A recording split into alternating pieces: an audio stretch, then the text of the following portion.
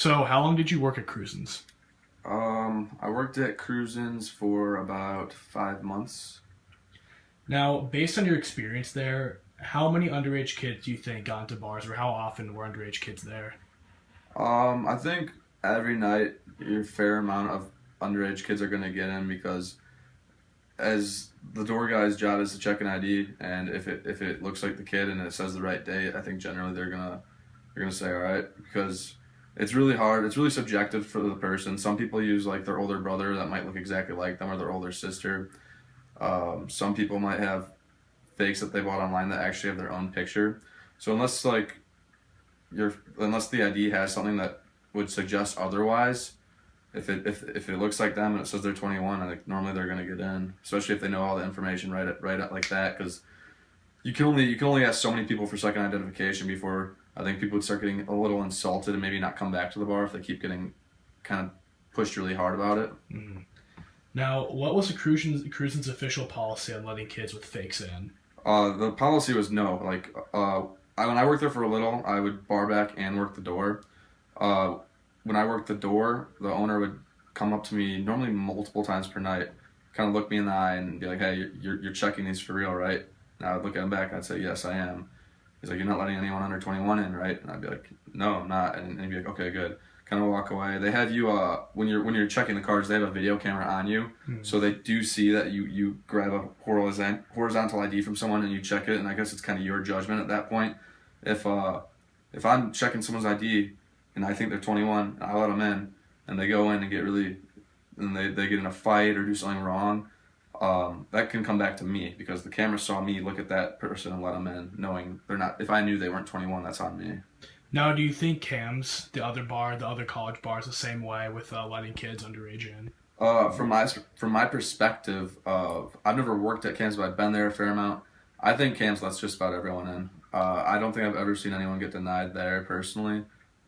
Besides like maybe like 2 or 3 years ago, I saw one girl who just had a ridiculous ID get denied.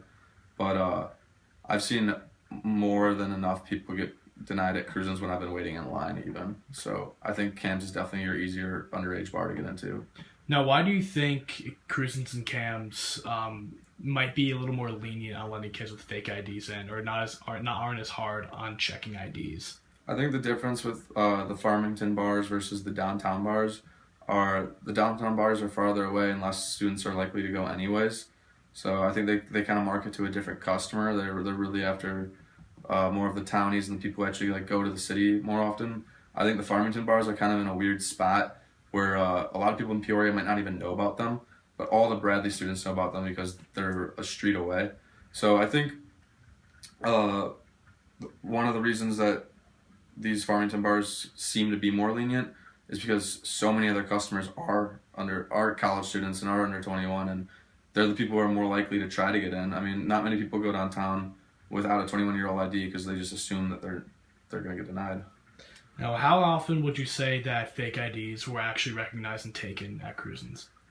Um, I would say recognized a fair amount and turned away, but actually taken, um, not as often. I think it has to be pretty obvious to like take it from someone and be like, hey, like get out of here, like we're keeping this and we're calling the cops, because sometimes it can really backfire if you do that to someone who is 21 and they tell all their friends not to come, and then they lose a lot of business. But I know Cruisins really does cater more to the townie than the Bradley student. Mm-hmm. So I would say probably just about every weekend someone gets their ID taken.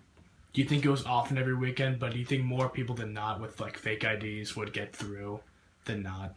If someone didn't take it, Like, let's say how many people out of 10 that would come with fake IDs would get in? um, I guess it depends on I guess it really depends on what kind of fakes they're using. I think if you come up with an ID of an actual person that might kind of look like you, I think you have a better chance of getting in. I think if you come up with a fake that is a fake ID that you had made or bought online that doesn't have the same holographics, that doesn't have the same stuff that a real ID would have, I think a lot of those people get denied.